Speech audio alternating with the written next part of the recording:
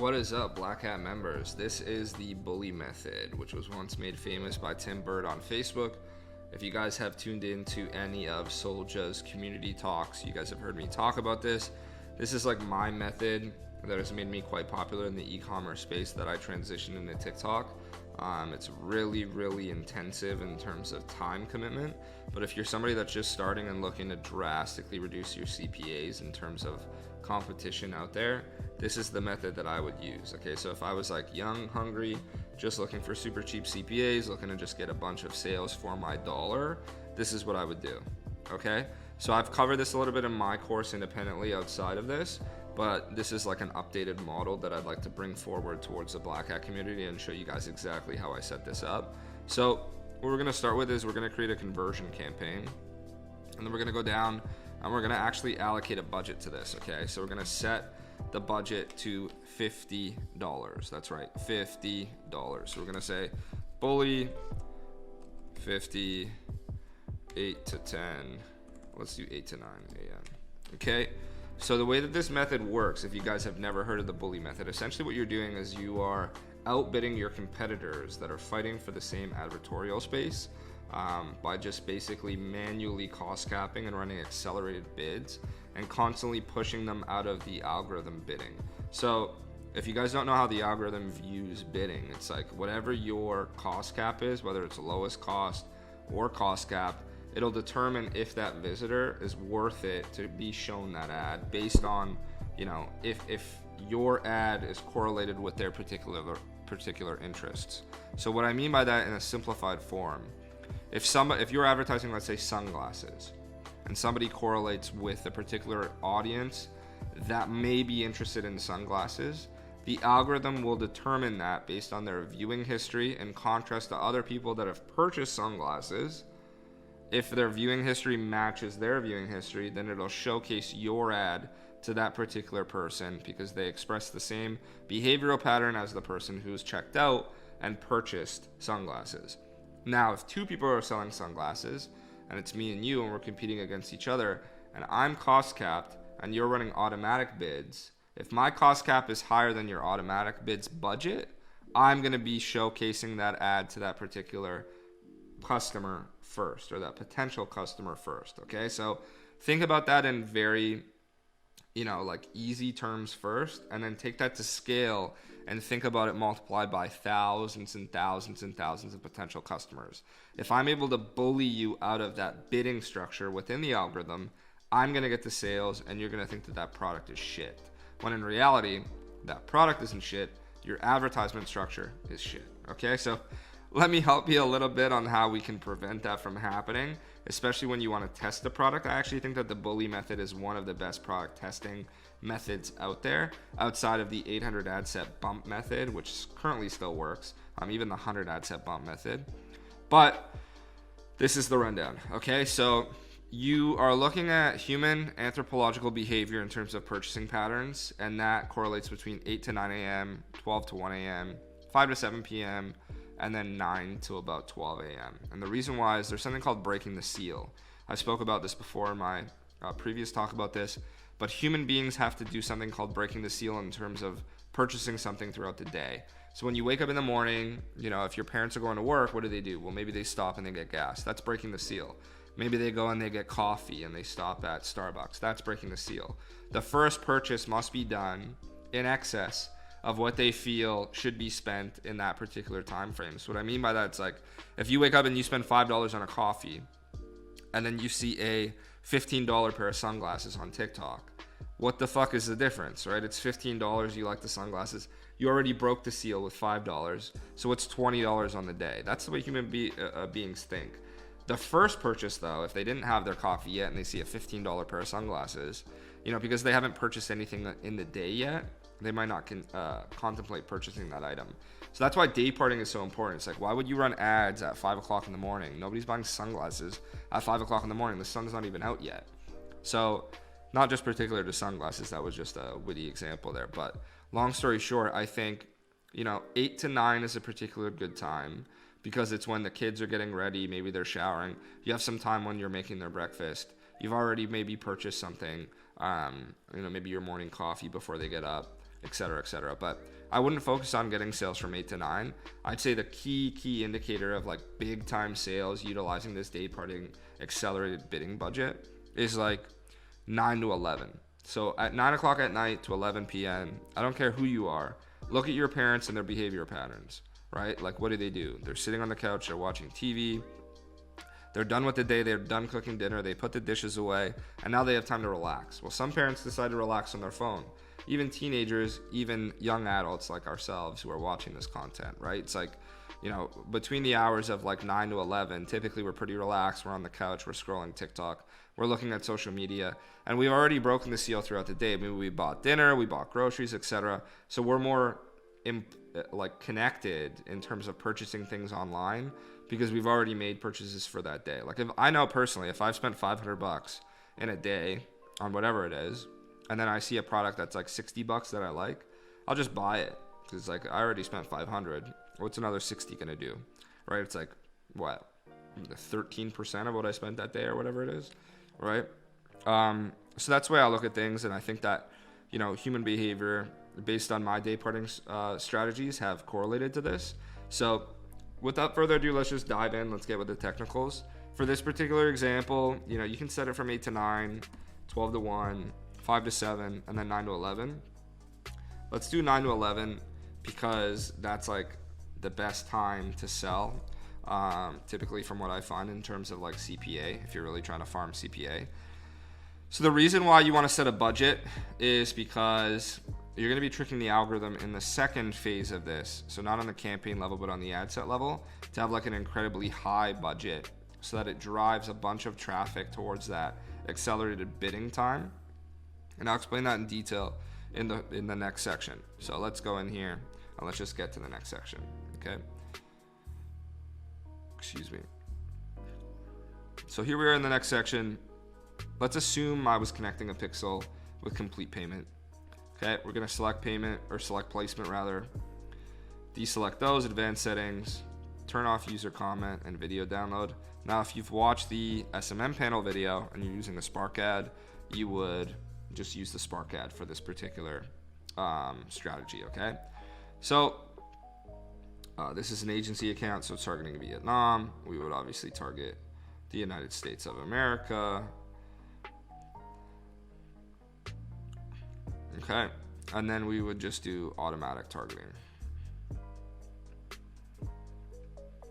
Okay, so day parting, specific time, we are looking at 9. Let's do 9 o'clock. Okay, to 11. 9 o'clock is here rather. Okay, to 11.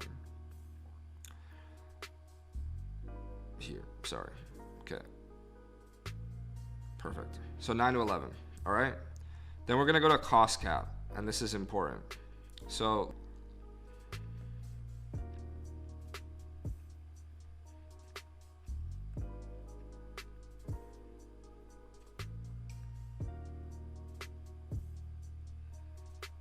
and let's set this to $5,000.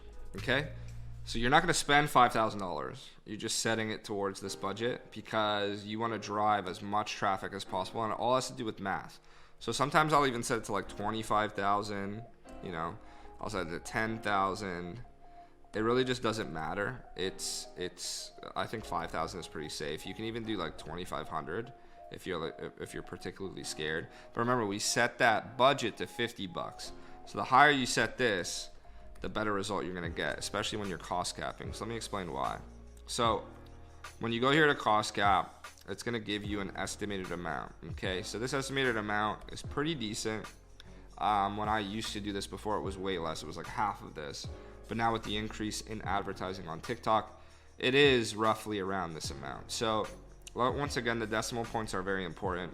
It's always 33 or 77. That's it. So I'd start with the suggested minimum bid, and I'd go to 36.77. Okay. And then what I do is within these particular time frames, you have to sit down and you have to be active at this ad set.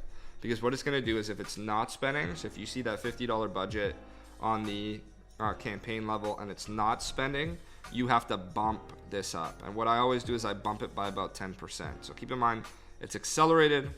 We're running at $36.77. If it's not spending, you bump it up to 38. If it's not spending, you bump it up to 40. If it's not spending, 42. If it's not spending, 44. So on and so forth. The maximum, I assume, because the budget is $50 on the campaign level, what I'd do is I'd set it to $49.77. On this case, because it's $5,000, it'll let you bid $300 per conversion. It doesn't matter, right? Because the actual advertisement budget is $5,000. My cap is usually $39. Sorry, $49.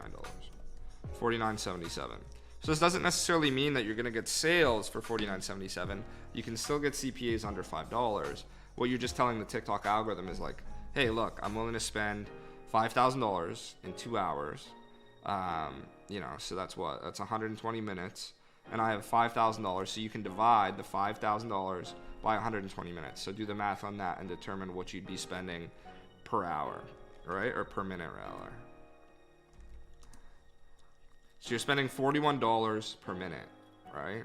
So if you think about that in terms of the amount of people that are going to be shown this ad using this bully method, like that's why it's so powerful. So we're able to get like CPAs. Even when I was testing this on the Luca Nets chat, like way back, we were getting CPAs for like 3 to 4 cents, like literally. Okay, and it might not update. So I always recommend having 2 screens. You showcase the Shopify on one side of the screen, and then you use this bully method on the other side of the screen. And it's a manual job. You literally have to sit there and you have to bump the budgets to correlate within the spend that you're trying to achieve. So if you notice no traffic, bump the budget. If you notice too much traffic, lower the budget. Okay, if it allows you to. If it doesn't, turn off the campaign and do it at that point. But what we're doing is, when I'm thinking like the algorithm in this sense, we're running accelerated, so we want as many people as possible to see it as quickly as possible. As soon as this ad turns on, it thinks it has $5,000. It doesn't see the fact that the campaign is capped at $50. It doesn't mean that it's going to actually spend $5,000. It just means that it's going to show it to a ton of people, because the learning phase for TikTok, it's like they'll show it to thousands and thousands and thousands of people, and then they'll start charging you, especially when you set it up like this. So you're able to get like CPCs of like less than a penny doing this method, I swear to God. So this is definitely something that still works. It works on Facebook. You have to sit there and you have to tinker with it. It's like a job, right? So once again, if it's not spending, if your account's not spending at all, bump the budgets. Now, let's go back to and let's talk theory. If your account's not spending at all, let's say you're not using an agency account like I am right now, and your account's not spending absolutely nothing. You create a campaign that's going to be optimizing for the 3 things: add to cart, view content, complete purchase. Okay, so 3 separate campaigns. 1 just add to cart, 1 view content, 1 conversions. If those aren't spending, then you run traffic campaigns. Okay, so what I do typically all the time is I'll run like a 10% campaign offer with just traffic in order to boost just the actual spend on the account baseline. So especially when I'm not using agency accounts, I'm just using regular accounts. It's like if I'm spending $300 a day, I'll set a traffic campaign to $30 a day, and that'll just drastically improve the consistency of spend on that particular account. Okay, so traffic campaigns are the best way to like just start the account spending, and then what you'll notice is TikTok will start to allocate budget towards those conversion campaigns. But if right off the bat this campaign isn't working, instead of just jumping right into traffic, create one for add to cart, view content, and complete purchase. And then what you'll typically find is the view content one will start to spend, the add to cart one will start to spend, the complete purchase one will start to spend. Set those budgets drastically lower, the ones that aren't going to convert to complete purchase, right? So you don't have to have like a budget of $50 for view content or $50 for add to cart. That's ridiculous, but you can set the budget with the budget cap and the rule sets to where if it spends over $10 just to turn off the campaign. Okay, and if you guys don't know how to set up rule sets, I recommend looking into it. It's very easy. It's just when you click on the campaign level right here, you'll see rules. You apply the rule set for that particular campaign that you want to inject. In this case, if it's spending too much on the traffic or view content campaigns, turn it off, and then it'll focus the throttle on the complete purchase campaigns. So a lot of people ask me that. I get that question very often. It's like, how do I get these TikTok accounts to spend? My TikTok account won't spend, or it's so inconsistent. That's what I mean. It's like, when you get really good at TikTok ads, you kind of have the solution to everything. So if it's spending too much, you taper it down. You know the solution in order to taper it down and in order to drastically reduce the CPAs while tapering it down. TikTok actually favors lower budgets on the campaign level. So like when I'm running ABO campaigns, it's like I'll just stack it at $50 and I'll just make a bunch of them. And any ones that are having too high of a CPA, I'll turn them off. But I go in and I edit them. So I'll do like, if I'm not doing automatic targeting, I'll select like 18 to 24. Then I'll do like, 24 to 30, and then 30 to 40, et cetera, et cetera. So every single ABO has its own distinguishable audience, and I'll name them so that I know if the one isn't producing, okay, I know that the young audience isn't correlating well or purchasing this particular product. Boom, turn it off, and then I focus on the ones that are working. So that goes hand in hand with this setup in general. It's like, this is a very advanced setup. You're going to be sitting here, and I recommend you have 2 monitors. If you don't, you're going to be bouncing back and forth nonstop. But you have to play with the visitors on the site, with the cost cap budget, because that's what's going to determine if you blow through your budget and you get no sales, or if you're actually driving some high quality traffic and achieving some sales. So this is the bully method. The reason why it worked, it's like, you're telling TikTok that you're willing to spend $5,000 or $10,000 in a 2-hour window. But it's capped at $50. I'll run them for $250. I don't necessarily cap it at $50. It's just like I said before, TikTok favors lower budgets. So if I really wanted to like grind this and play it like a video game, I'll create like 10 of these campaigns at $50 a pop. I'll spend $500 between 9 to 12, or between 9 to 11 o'clock rather. And then I'll just sit here and I'll play with the cost caps on all the campaigns and determine which ones are producing better than others. I'll change some of the variables. So instead of one spending $5,000, I'll have one spend $10,000. Obviously it's not going to spend, once again, because it's capped at $50, but you guys get the point right now, right? So once again, if you guys weren't going to do this from 9 to 11 and you wanted to do it from 11 to 1, you would just go in and make these little changes and set up the campaigns in that structure. But you have to sit there and you have to be attentive to this. I don't want anybody coming and saying, I didn't set it up properly and it blew through $10,000. It's like, if you're not paying attention to this, you're going to lose money. But if you set it up properly, this isn't no beginner shit, right? This is an advanced method. This is like Tim Bird era shit. That's like 2019. Tim Bird's like 40 now, right? So if you're just young and you think that you're going to make a bunch of money using this, you will if you do it properly. But if you're just mucking about and you're not taking it serious and you're going to forget that you have these campaigns set up, and you get drunk the night before, or whatever the case may be, like, you're going to lose money, right? So always make sure that you have the campaign capped at the budget that you're comfortably willing to risk. $50 does really well. Duplicate, change the cost caps. That's the bully method on TikTok that I came up with that has allowed us to get CPAs under like 10 cents way back. Still works. I don't do it as often today because, I can obviously just have a VA or somebody on my team do it, but we're just more focused about driving massive amounts of scale. And you'll notice this is kind of like a trick to the algorithm. So it's not consistent. You might get 10 purchases one day, you might get 5 purchases the next. We like to stay consistent and just keep compounding that data in order to drive our sales. But shit, if you're just starting out and you don't have a heavy budget to start with, this is probably the best method outside of like that bump method currently to make money on TikTok. The bump method constantly has like patches and little things that make it inconsistent. This always works. It works on Facebook and it works on this. And if you're really lazy and you want to put in some foolproof methods in order to have it not spend, or if it's performing like shit and you have pixel targeting attribution on, you can set rule sets where if the cost per acquisition is above like $8 or $10, something that makes you unprofitable, you can turn it off. That way, as a fail safe, let's say you go and you get called down for dinner or something, it doesn't blow through that budget. Because I remember when a $50 budget or a $100 budget was a lot for me, right? So I can totally understand if it is a lot for you.